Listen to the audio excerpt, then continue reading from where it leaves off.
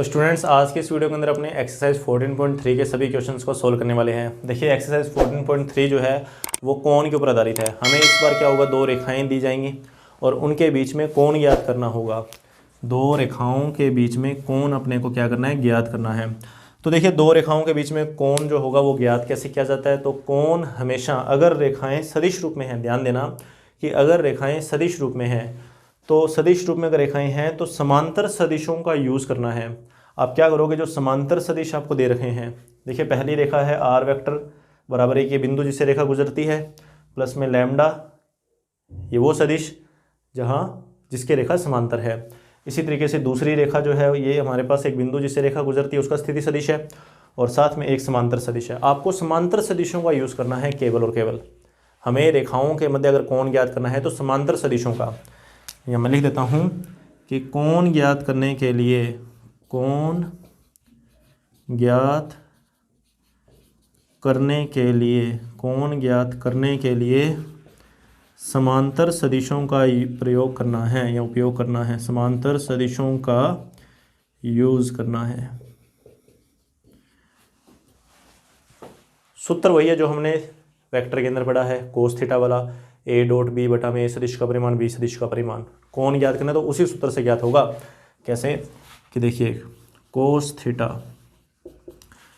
ये सदिश और एक ये सदिश, ये दो सदिश है ना, तो दोनों का डॉट प्रोडक्ट और नीचे दोनों का परिमाण, बस ये चीज़ याद रखिए। डायरेक्ट मैं शॉर्ट में लिखूंगा, आप समझना इस चीज़ को कि पहला सदिश फिर डॉट दूसरा सदिश, पहले सदिश का परिमाण फिर दूसरे सदिश का परिमाण। जो हमने वेक्टर में पढ़ा है सेम वही सूत्र यहाँ पर कि पहला सदिश है 3 आई कैप फिर 2 जे कैप प्लस में 6 के कैप, दूसरा है आई कैप प्लस में 2 जे कैप प्लस में 2 के कैप।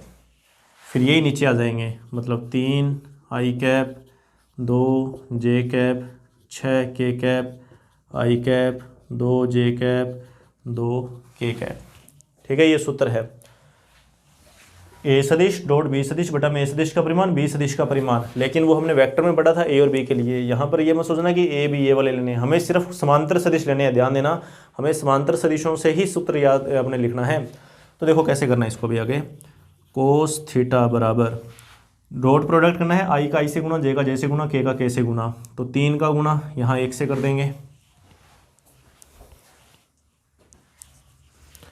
तो 3 का गुना यहाँ 1 से तो 3, 2 का गुना 2 से 4, 6 का गुना 2 से 6 दूनी 12, फिर बटा में रूट, बटा में रूट, क्योंकि परिमाण निकालना है।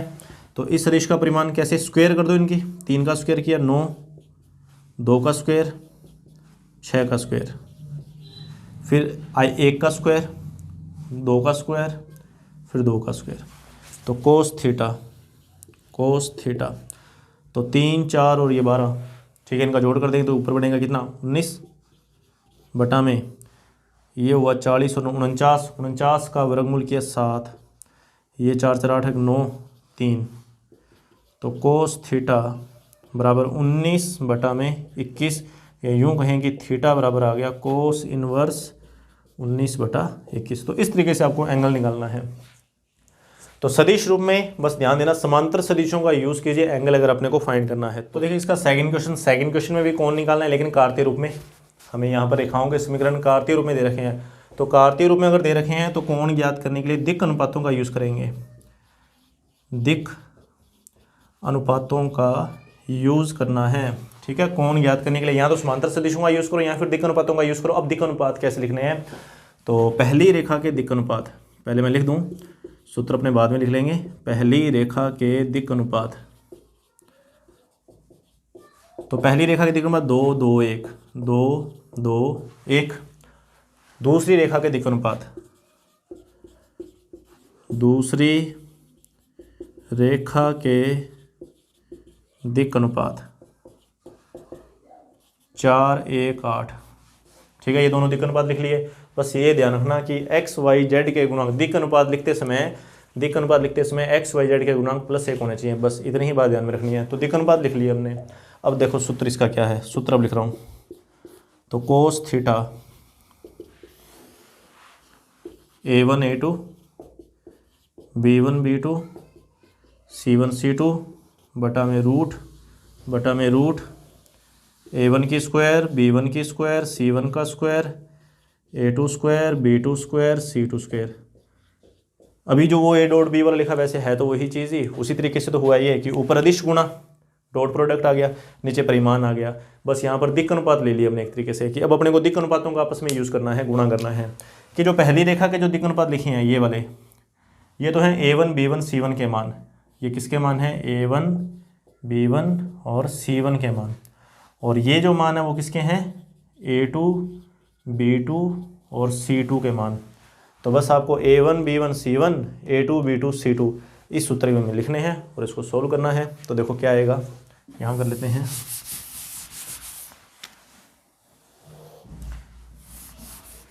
कि कोस थीटा बराबर, तो देखना अभी A1 का गुना A2 से, B1 का गुना B2 से, C1 का गुना C2 से, A वाले पद का गुना A से, B वाले पद का गुना B से, C वाले पद का गुना C से। तो 2 का गुना 4 से 8, फिर 2 का गुना 1 से 2, फिर 1 का गुना 8 से 8, फिर बटा में रूट A1 की स्क्वायर B1 की स्क्वायर C1 की स्क्वायर 4 4 1 4 4 1, ठीक है, स्क्वायर कर दी। 16 1 64, 16 1 64। तो कोस थीटा बराबर 8 8 16 और 2 18 बटा में ये 9 बनेगा तो 3 और ये 80 और 1 81 9 9 दूनी 18। तो कोस थीटा बराबर 2/3, तो थीटा बराबर कोस इनवर्स 2/3। तो इस तरीके से आपको ये रिजल्ट निकालने हैं। अब यहाँ पर एक इम्पोर्टेंट है, 1 नंबर का क्वेश्चन एग्जाम में कई बार पूछ लेते हैं और वो आता है लंबवत वाली कंडीशन पे। ध्यान देना, लंबवत की एक शर्त है यहाँ पर, लंबवत होने की शर्त, दोनों रेखाओं के लंबवत होने की शर्त। और वो जो शर्त है वो शर्त है बिल्कुल सिंपल सी, बस आपको ये ध्यान रखना है कि थीटा को 90 डिग्री करते ही कोस 90 डिग्री जो है वो 0 हो जाता है। लंबवत की शर्त ये है कि थीटा 90 डिग्री, दोनों रेखाओं के बीच में 90 डिग्री का कोण। जब दोनों रेखाओं के बीच में 90 डिग्री का कोण होगा तो यहाँ पर कोस 90 आ जाएगा। कोस 90 होने का मतलब है इसका मान 0, तो ये सारा रिजल्ट 0 हो जाएगा। और अगर ये सारा रिजल्ट 0 हो जाएगा, ये सारा रिजल्ट 0 कब बनेगा? जब इसका अंश 0 हो जाए, क्योंकि ये वाला जो मान है वो तो 0 के गुणा में चला जाएगा। तो लंबवत होने की मैं शर्त लिख रहा हूँ, आपको उसको याद कर लेना। A1 A2 plus B1 B2 plus में C1 C2 ये बराबर आता है 0 के। ठीक है, ये रिजल्ट अपने को ध्यान रखना है। अगर कोई दो रेखाएं लंबवत हैं तो A1 A2 B1 B2 C1 C2 जो है वो क्या हो जाएगा? 0 हो जाएगा लंबवत होने पे। तो तीसरा क्वेश्चन, चौथा क्वेश्चन, ये दोनों जो क्वेश्चन है ये लंबवत की शर्त के ऊपर ही आधारित हैं। तो करते हैं इन दोनों क्वेश्चंस को अपने, तीसरे और चौथे को।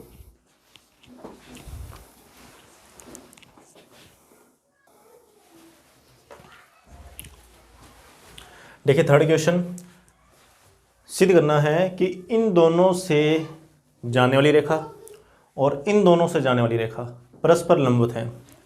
इन दो बिंदु से गुजरने वाली रेखा और फिर इन दो बिंदु से गुजरने वाली रेखा, ठीक है, दोनों आपस में लंबवत है, ये अपने को सिद्ध करना है। नाम देना जो नाम दे सकते हो ABCD, कि जैसे मान लो ये AB और ये CD, ये 90 डिग्री का कोण अपने को सिद्ध करना है। ठीक है, हमें 90 डिग्री का कोण आपस में क्या करना है? सिद्ध करना है कि दोनों से जाने वाली जो रेखाएं हैं इनके बीच में 90 डिग्री का कोण बनता है। तो देखो कैसे होगा। तो आपको इसमें क्या करना पड़ेगा? सबसे पहले तो AB, ठीक है, AB आपको AB के दिक् अनुपात लिखने पड़ेंगे। और ये दिक् अनुपात आप कैसे लिखोगे? हमने 14.1 में कर रखा है ये काम कि दिक् अनुपात लिखे कैसे जाते हैं। अगर मुझे AB के दिक् अनुपात लिखने तो मैं क्या करूँगा? बाद वाले में से पहले वाले को माइनस कर दूंगा कि 3 - 1 4 - -1 -2 ये AB के दिक् अनुपात है। मतलब ये मेरे पास A1 B1 और C1 के मान हैं। अब मुझे CD के दिक् अनुपात लिखने हैं। CD के दिक् अनुपात तो बाद वाले में से पहले वाले को माइनस कर दो। तो 3 में से 0 माइनस करो, 5 में से 3 माइनस करो और 6 में से 2 माइनस करो। तो ये जो मान है ये A2 B2 और C2 के मान है, ठीक है, A2 B2 C2 के मान है।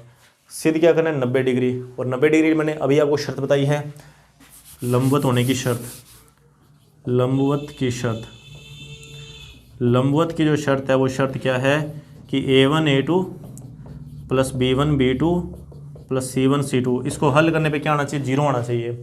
तो आप चेक कर लो कि A1 A2 B1 B2 और C1 C2 0 आता है कि नहीं आता। अगर 0 आ गया तो इसका मतलब लंबवत है।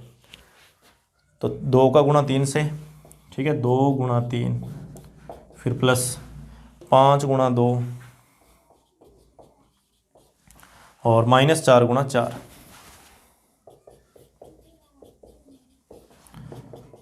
6 10 16, 16 माइनस 16 कितना है 0। तो इसका मतलब यहाँ से सिद्ध हुआ कि AB और CD परस्पर लंबवत है, ठीक है। तो अब इसी तरीके के ऊपर, इसी शर्त, मतलब ये जो लंबवत की शर्त है ना, इसी के ऊपर एक क्वेश्चन हो रहा है, चौथा क्वेश्चन। तो देखो कैसे सोल्व करना है।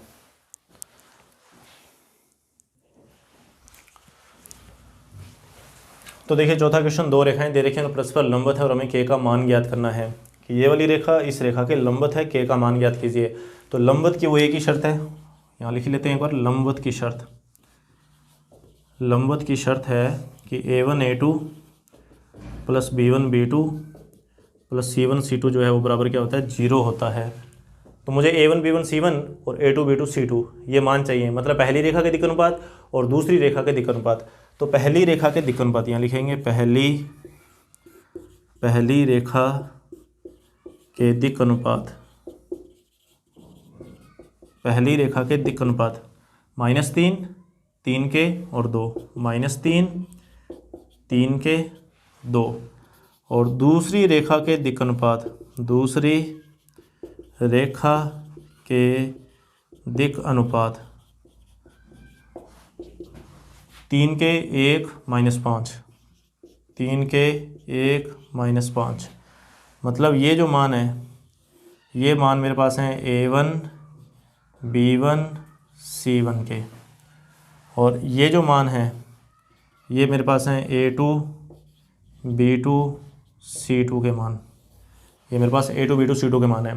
वो शर्त है, उस शर्त के अंदर इनको लिखिए और K का मान निकाल लीजिए। तो देखो A1 का गुना A2 से, B1 का गुना B2 से, C1 का गुना C2 से बराबर आना चाहिए 0, लंबवत है इसलिए। तो -3 का गुणा 3K के साथ, -3 का गुणा 3K के साथ प्लस 3K का गुणा 1 के साथ, 3K का गुणा 1 के साथ, और 2 का गुणा -5 के साथ, 2 का गुणा -5 के साथ बराबर आएगा 0। ये बना -9K प्लस का 3K माइनस का 10 बराबर 0। सोल्व कीजिए, K का मान आ जाएगा। तो -6K बराबर 10, तो K बराबर 10 बटा -6, 5 बटा -3। तो K का मान कितना है, -5 बटा 3। अब अपने करते हैं इसका लास्ट क्वेश्चन।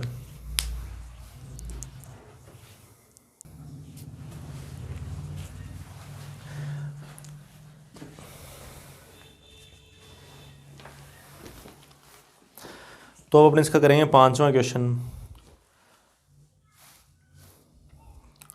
यहाँ वैसे तो कोई दिक्कत नहीं है, चौथे क्वेश्चन में यहाँ पे 2 के लिए हुआ है ना, यहाँ पर 2 है, हालांकि कोई फ़र्क नहीं पड़ने वाला तरीके पे, मतलब यहाँ 2 के। तो गुणा में, ठीक है, वहाँ गुणा के अंदर देख लेते हैं। इसका गुणा यहाँ किया 9 के आ जाएगा, इसका गुणा यहाँ 2 के, ठीक है, 2 के मतलब 7 माइनस का 7। तो K का मान 10 बटा माइनस में 7 आ जाएगा, ठीक है। ये गलती से मैंने यहाँ पे 3 के लिख दिया, इसको सही कर लेना। देखिए इसका 5वां क्वेश्चन, हालांकि एग्जाम्पल ऊपर दे रखा है, 12वां एग्जाम्पल सेम टू सेम उसी तरीके से करना है। आपको एक बिंदु दिया हुआ है और 2 रेखाएं, आपको एक ऐसी रेखा का समीकरण ज्ञात करना है जो 2 रेखाओं के लंबवत हो। तो देखिए इस क्वेश्चन को किस तरीके से अपने सोल्व करेंगे।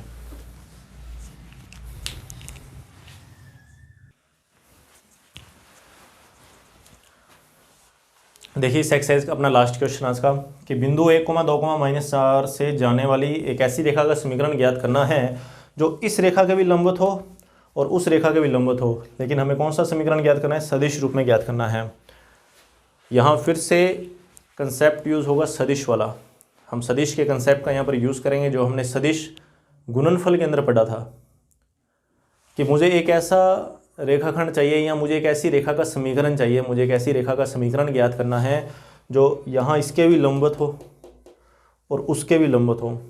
तो अगर आपको ध्यान हो कि हमने सदिश गुणा जब किया था तो वहाँ पर हमने देखा था कि जो क्रॉस प्रोडक्ट होता है, जो सदिश गुणा होता है, वो दोनों सदिशों के लंबवत होता है।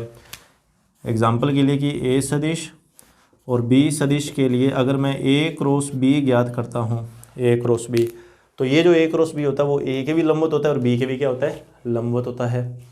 ठीक है, तो यहाँ पर भी तो यही चीज़ है कि मुझे एक ऐसी रेखा चाहिए जो यहाँ इसके साथ भी 90 डिग्री का कोण बनाए, इसके साथ भी लंबवत हो और इसके साथ भी क्या हो, लंबवत हो। तो मैं क्या करूँगा, यहाँ इन दोनों के लिए मैं क्रॉस प्रोडक्ट निकालूंगा। अगर मैंने इन दोनों के लिए क्रॉस प्रोडक्ट ज्ञात कर लिया, इन दोनों के लिए मैंने सदिश गुणनफल ज्ञात कर लिया, तो वो सदिश गुणनफल इसके भी लंबवत होगा और इसके भी लंबवत होगा। अब रही बात कि वो सदिश गुणनफल अपने ज्ञात करें किसका, तो वो सदिश गुणनफल जो ज्ञात करना है वो समांतर सदिशों का ज्ञात करना है। कि ये जो नीचे वाले जो सदिश है ये समांतर सदिश है रेखा के लिए, ये रेखा के लिए समांतर सदिश है। ये वाली जो रेखा है, मान लो ये रेखा हमारे पास है, और ये जो नीचे वाला जो मान है 3i कैप माइनस का 16j कैप और प्लस का 7k कैप, मान लो ये कोई सदिश है, ये इस तरीके से। ठीक है, इस रेखा का समीकरण ये नीचे मान लिया मैंने, डायग्राम इसका। और ये जो नीचे जो सदिश है, जो कि मैंने आपको बोला भी हुआ है कि ये समांतर सदिश होता है, ये समांतर सदिश मैंने ये मान लिया। इसी प्रकार से वहाँ जाओ कि ये वाली जो रेखा मैंने यहाँ मान ली और इस रेखा के समांतर सदिश वो नीचे ये लो, यहाँ 3i cap plus 8j cap minus 5k cap. ठीक है, कि इस रेखा के लिए ये समांतर सदिश यहाँ से निकाला हमने और उस रेखा के लिए ये समांतर सदिश। ठीक है, कि L1 पहली रेखा, L2 दूसरी रेखा। अब मुझे क्या करना है, मुझे एक तीसरी रेखा चाहिए और ये जो तीसरी रेखा है वो इस L1 के साथ भी 90 डिग्री का कोण बनाए और इस L2 के साथ भी 90 डिग्री का कोण बनाए। मुझे एक ऐसी रेखा चाहिए जो L1 और L2 दोनों के साथ 90 डिग्री का कोण बनाए। तो अगर मैं इस सदिश के साथ क्रॉस प्रोडक्ट कर दूं, ठीक है, कि ये वाला सदिश इसको हटाओ L1 को और इसको L2 को हटाओ।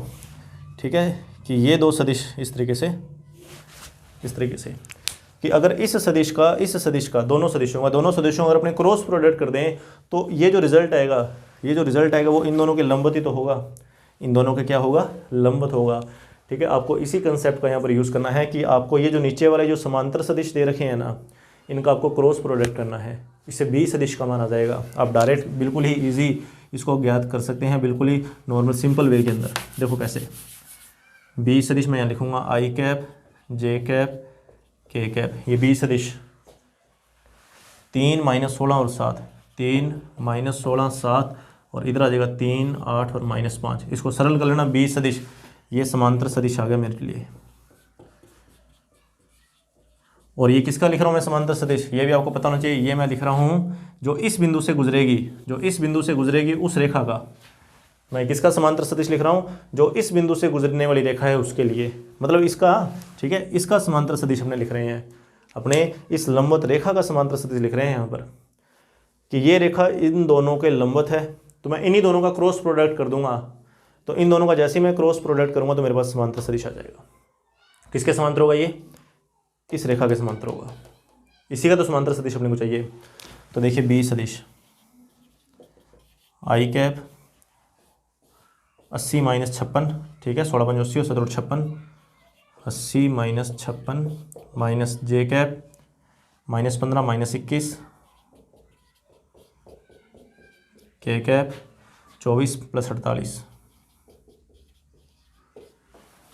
तो बी सदिश ये कितना बच गया, 24 बच गया, क्या 24 आई कैप माइनस माइनस प्लस हो जाएगा 36 जे कैप 72 के कैप। अब चाहिए रेखा का समीकरण। अब रेखा का समीकरण क्या होता है, रेखा का समीकरण होता है आर वेक्टर बराबर ए वेक्टर प्लस में lambda B vector. B vector ये रहा, ए वेक्टर ये रहा, ये दोनों मान यहाँ लिख देना, रेखा का समीकरण आ जाएगा।